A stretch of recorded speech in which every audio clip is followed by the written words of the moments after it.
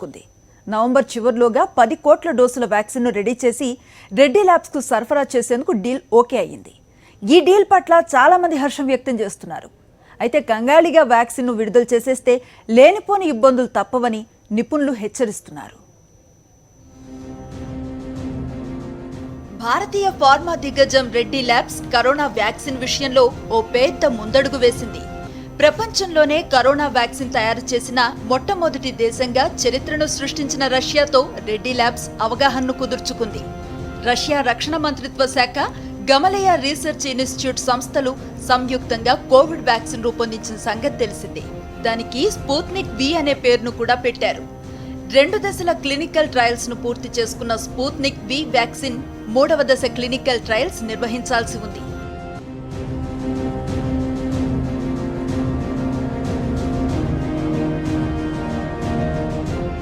మూడవ దశ clinical trials పూర్తి కాగానే భారతదేశంలో 10 కోట్ల డోసుల వ్యాక్సిన్ ను పంపిణీ చేయాలని రెడ్డి ల్యాబ్స్ భావిస్తోంది.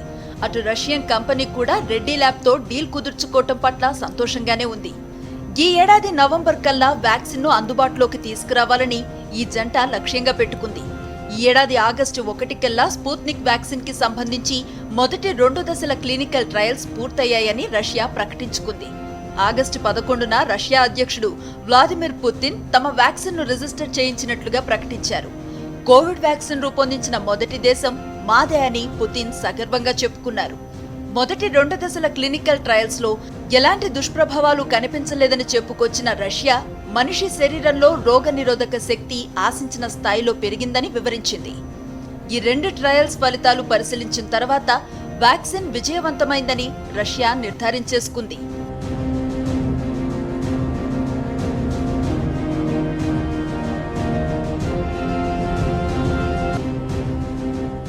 అసలు పరీక్ష ఇప్పుడే ఉంది.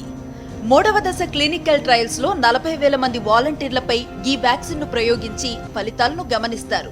Saudi Arabia, United Arab Emirates, Philippines, Brazil తో పాటు భారతదేశంలో 3వ దశ క్లినికల్ ట్రయల్స్ కు సన్నాహాలు చేస్తున్నారు.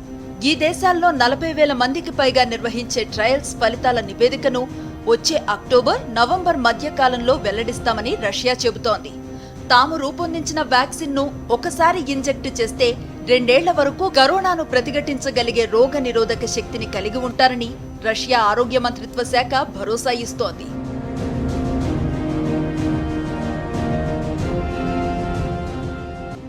కరోనా ధాటికి కకావికలమైన దేశాల్లో భారత్ ఒకటన్న Russian direct investment fund CEO Kirill Dmitriev Sputnik virus లోని అడినో వైరస్ సైంటిఫిక్ గా భారతీయులకు కరోనాపై పోరులో ప్రయోజనకారిగా ఉంటుందని భావిస్తున్నారు.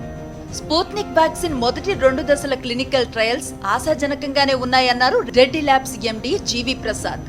భారతదేశంలో కరోనాను తరిమి కొట్టడానికి స్పూత్నిక్ వ్యాక్సిన్ సమర్థవంతంగా పనిచేస్తుందని ఆయన ధీమాను వ్యక్తం చేశారు. భారతదేశంలో వ్యాక్సిన్ ను పంపిణీ చేయటమే కాదు, ఇతర దేశాలకు దీన్ని ఎగుమతి చేయడానికి రెడ్డి ల్యాబ్స్ సన్నాహాలు చేసుకుంటోంది.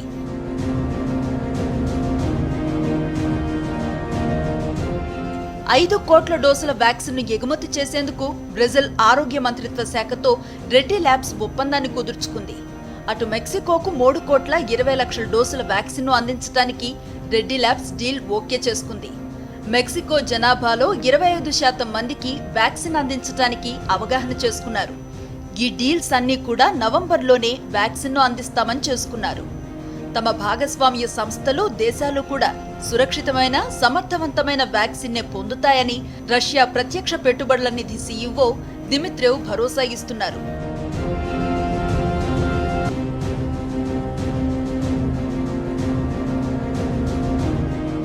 హ్యూమన్ అడినో వైరస్ వాహక వ్యాక్సిన్ తయారీలో దశాబ్దాల అనుభవం తమ సొంతమని, 250కి పైగా క్లినికల్ అధ్యయనాల్లో సత్ఫలితాలు వచ్చిన తర్వాతే వాటిని ఆవిష్కరించామని దిమిత్రేవ్ వివరించారు.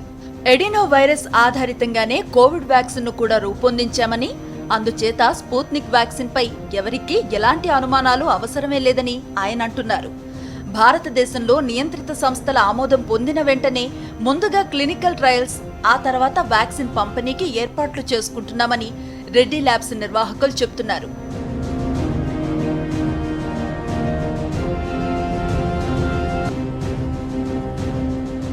మనుషులపై సమగ్ర అధ్యయనం చేసిన తర్వాతే వ్యాక్సిన్ను 3వ దశ క్లినికల్ ట్రయల్స్ దాకా తీసుకువచ్చామంటున్నారు రష్యన్లు.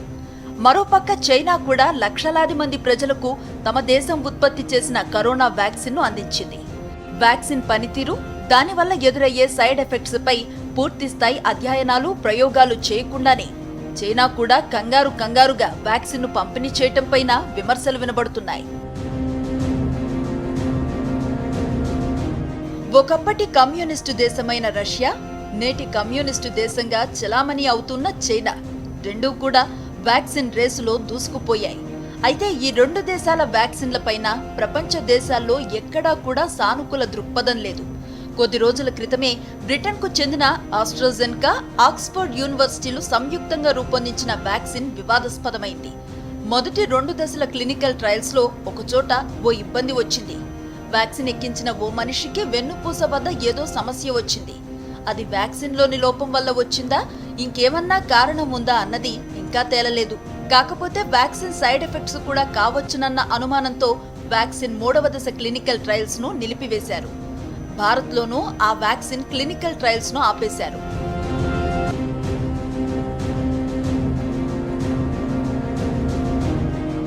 రష్యన్, చైనీస్ వ్యాక్సిన్లు రెండూ కూడా చాలా వేగంగా మార్కెట్లోకి విడుదల కావటానికి తహతహలాడుతున్నాయి కాబట్టి వాటి విశ్వసనీయతపైన అనుమానాలు వ్యక్తం అవుతున్నాయి.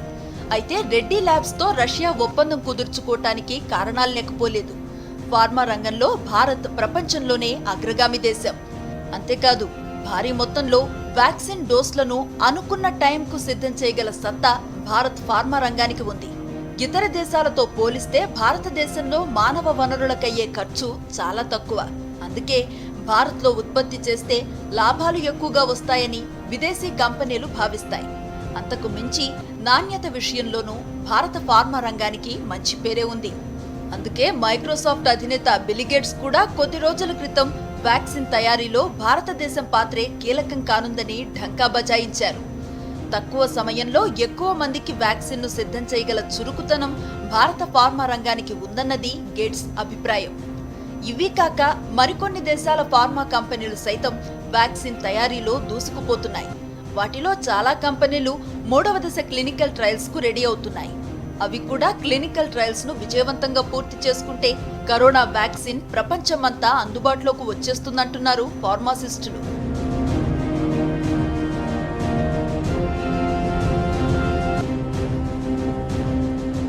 ఒక పక్క వ్యాక్సిన్ రేస్ లో ఈ ప్రపంచ దేశాలు పరుగులు పెడుతుంటే మరో పక్క కోవిడ్-19 వైరస్ పుట్టుకపై వివాదాలు చెలరేగుతూనే ఉన్నాయి. కరోనా వైరస్ ముమ్మాటికి చైనాలోని వుహాన్ ల్యాబ్స్ లోనే పుట్టిందని చైనాకు చెందిన ప్రముఖ వైరాలజిస్ట్ డాక్టర్ లీ మెంగ్యాన్ సంచలన వ్యాఖ్యలు చేశారు. వుహాన్ ల్యాబ్స్ లో కరోనా వైరస్ పుట్టిందనటానికి తన వద్ద సాక్ష్యాలున్నాయని లీ మెంగ్ అన్నారు. It comes from the lab in Wuhan. And the lab is controlled by China government. Is it? Yes, actually, I kept doing it from January, even before I leave Hong Kong. At that time, I didn't expose myself. But now my scientific report work with a small group of top scientists in the world in US. It will come to the world soon, very soon, I can tell you. We are going to publish it. There are 2 reports. The first one will come in several days. Okay. And it will tell people evidence, all the scientific evidence. ఈ virus గురించి తాను China ప్రభుత్వంలోని పెద్దలతో పాటు ప్రపంచ ఆరోగ్య సంస్థ ప్రతినిధులకు చెప్పినా ఎవరూ పట్టించుకోలేదని లీ మెంగ్ ఆరోపించారు. లూజ్ విమెన్ అనే ఓ టీవీ టాక్ షోలో లీ మెంగ్ మాట్లాడుతూ చైనాను బోనులో నిలబెట్టారు. వుహాన్ ల్యాబ్స్ లో తాను ఓ కొత్త న్యూమోనియాపై పరిశోధనలు చేస్తున్న సమయంలో కరోనా వైరస్ లీక్ ను గమనించానని, దాన్ని అధికారులకు వెంటనే చెప్పానని లీ మెంగ్ అన్నారు. అయితే ఎవరూ కూడా తనను పట్టించుకోలేదని, చూస్తూ ఉండగానే కరోనా ప్రపంచాన్ని చుట్టేసి పెను విపత్తుగా మారిందని ఆమె వివరించారు. అయితే లీ మెంగ్ ఆరోపణలకు చైనా స్పందించలేదు.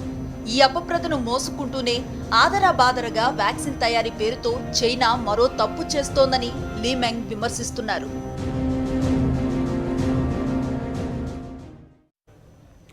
వ్యాక్సిన్ను వీలైనంత తొందరగా మార్కెట్లో విడుదల చేయాలన్న ఆత్రంతో ఇష్టారాజ్యంగా వ్యవహరిస్తే ప్రజల ప్రాణాలతో చెలగాటమాడినట్లే అవుతుందంటున్నారు నిపుణులు. క్లినికల్ ట్రయల్స్ను సైంటిఫిక్గా పూర్తి చేసిన తర్వాతే వ్యాక్సిన్ విడుదల చేయాలి అంటున్నారు. ఫార్మా కంపెనీల ధనాశపై సైంటిస్టులు ఏమంటున్నారో తెలుసుకునే ముందు మ్యాగజైన్ స్టోరీలో చిన్న బ్రేక్.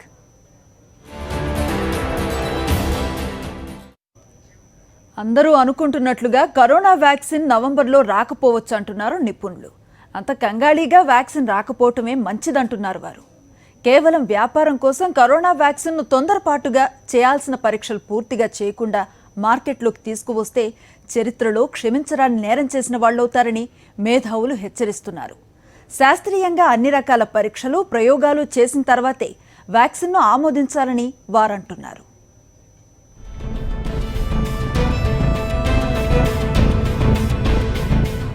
నవంబర్ కల్లా వ్యాక్సిన్ను అందుబాటులోకి తీసుకురావాలన్న స్పుత్నిక్ రెడ్డి ల్యాబ్ ఆలోచన కార్యరూపం దాల్చే అవకాశాలు ఉండకపోవచ్చు అంటున్నారు అమెరికా అంటువ్యాధుల నిపుణుడు డాక్టర్ ఆంథోనీ పౌచి.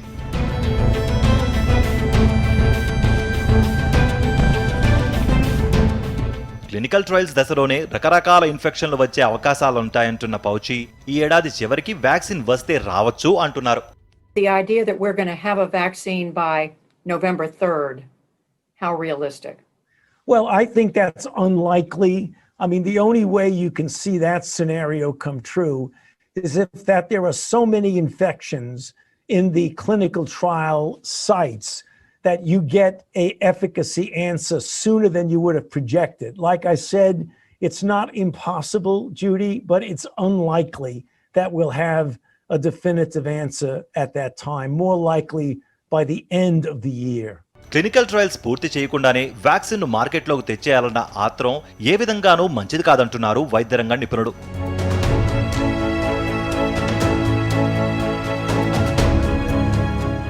ఒక వ్యాక్సిన్కు అన్ని రకాల ఆమోదాలు శాస్త్రీయంగా వచ్చిన తర్వాతనే ప్రజలకు అందుబాటులోకి తీసుకురావాలని వారు సూచిస్తున్నారు.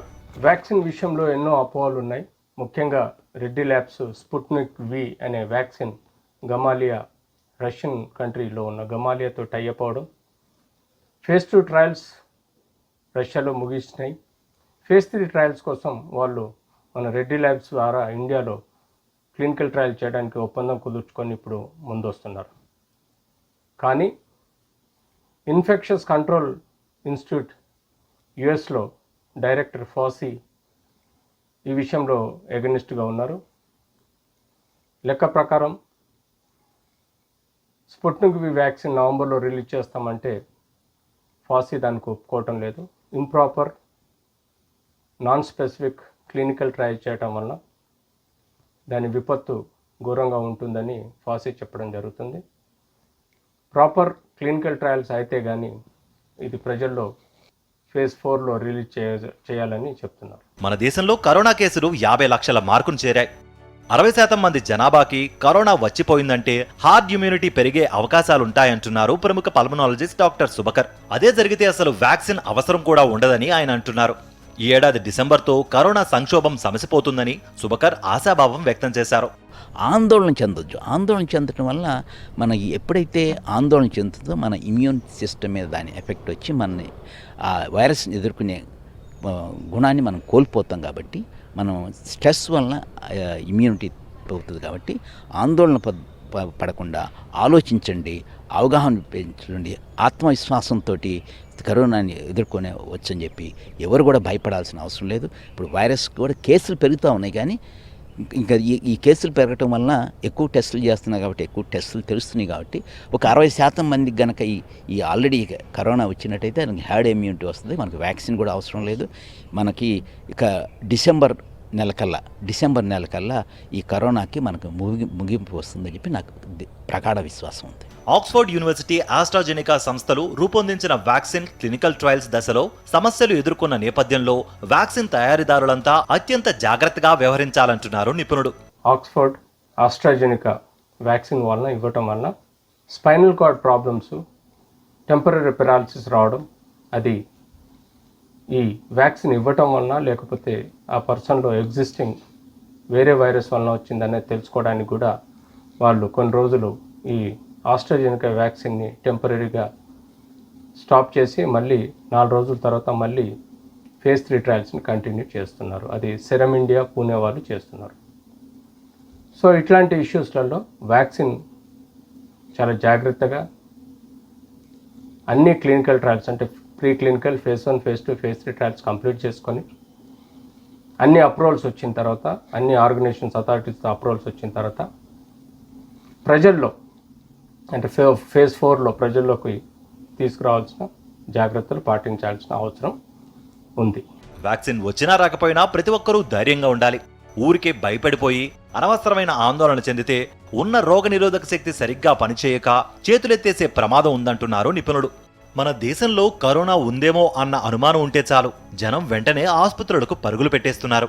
అది శుద్ధ దండగమరీ వ్యవహారం అంటున్నారు నిపుణుడు.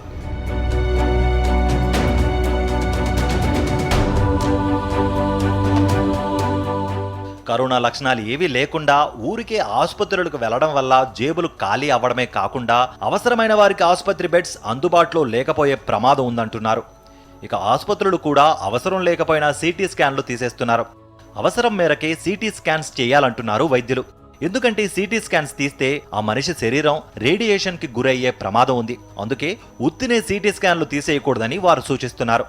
ఆర్టీపీసీఆర్ టెస్టు కరోనా ఉన్నప్పటికీ ఒక 30% కేసుల్లో నెగిటివ్ వచ్చే అవకాశం ఉంది. ఇప్పుడు ఏం చేస్తున్నారు, నెగిటివ్ వస్తే వెంటనే సిటీ స్కాన్కి వెళ్తున్నారు. కొంతమంది డైరెక్ట్గా సిటీ స్కాన్కి వెళ్తున్నారు. సిటీ స్కాన్లో వైరస్ను గుర్తించడానికి ఏం లేదు. ఆ వైరస్ యొక్క ఎఫెక్ట్స్ లంగ్స్ మీద ఉన్నాయా లేదా తెలుసుకోవడం మాత్రమే తెలుస్తుంది. అది అనవసరంగా చేసుకోవడం అవుతుంది. ఎప్పుడు చేయాలి, మనకి లక్షణాలు ఉంటాయి. ఇప్పుడు దాదాపు 13 లక్షణాలు, దగ్గు కానీ, జలుబు, గొంతు నొప్పి, జ్వరము, ఒళ్ళు నొప్పులు, నీరసంగా ఉండటం, వాసన తెలియపోవటం, రుచి తెలియపోవటం, లేదా చర్మం మీద అక్కడక్కడ ర్యాష్ రావటం, ఇట్లాంటి లక్షణాలు ఏదన్నా ఉంటే, ఆ లక్షణాలు కనుక తగ్గకుండా ఉంటే ఆర్టీపీసీఆర్ చేసినప్పటికీ నెగిటివ్ వచ్చి ఒకవేళ కరోనా ఉందేమో అని చెప్పి దాని మీద ఊపిరితిత్తుల మీద ఉన్న ప్రభావం పడిందా లేదో తెలుసుకోవడం కోసమే టెస్ట్ చేయాలి. కాకపోతే దురదృష్టవశాత్తు ప్రతి వాళ్ళకి ఈ సిటీ స్కాన్ చేస్తూ ఉన్నారు. సిటీ స్కాన్ చేయటమే కాదు, 5 రోజుల్లోనే మళ్ళీ రిపీట్ చేస్తూ ఉన్నారు. ఈ సిటీ స్కాన్ చేయటం వలన దానికి మనం రేడియేషన్కి ఎక్స్పోజ్ అయ్యే అవకాశం ఉంది.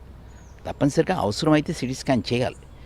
ఒక్క సిటీ స్కాన్ చేస్తే మనకి 100 ఎక్స్రేలు, 100 నుంచి 200 ఎక్స్రేలు తీస్తే ఎంత రేడియేషన్ వస్తుందో అంత రేడియేషన్కి మనం గురవుతా ఉన్నాం.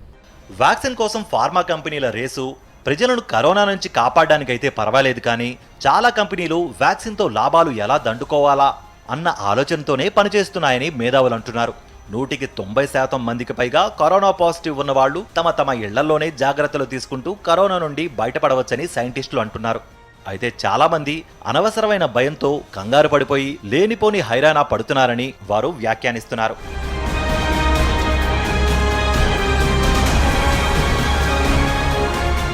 భౌతిక దూరాలు, అడపాదడపా చేతులను ఆల్కహాల్ బేస్డ్ సోప్తో కడుక్కోవడాలు చేస్తూ జాగ్రత్తగా ఉంటే కరోనా మన దగ్గరకు రానే రాదని వైద్యులు చెప్తున్నారు.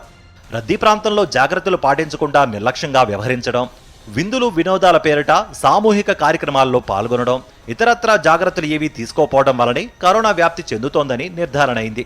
అందుకే ప్రతి ఒక్కరూ తాము జాగ్రత్తగా ఉంటూ కరోనా నుండి రక్షణ పొందుతూ తమ వల్ల ఎవరికీ కరోనా సోకకుండా జాగ్రత్తలు తీసుకుంటూ ముందుకు సాగాలని వారు సూచిస్తున్నారు.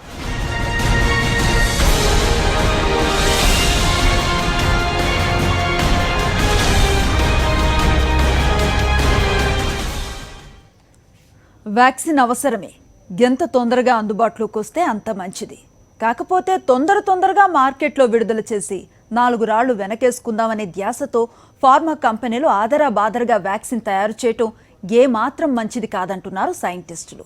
కంగాళీగా వ్యాక్సిన్ తెస్తే కరోనా పోకపోగా వేరే దుష్ప్రభావాలు మనిషి శాల్తీని దివాలా తీయిస్తాయని వైద్య రంగ నిపుణులు హెచ్చరిస్తున్నారు.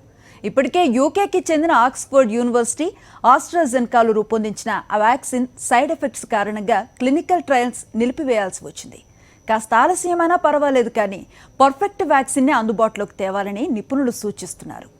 ఇది ఇవాల్టి మ్యాగజైన్ స్టోరీ. మరో ఇంట్రెస్టింగ్ టాపిక్తో మరో బులెటిన్లో కలుద్దాం. అంతవరకు స్టే ట్యూన్ టు సాక్షి.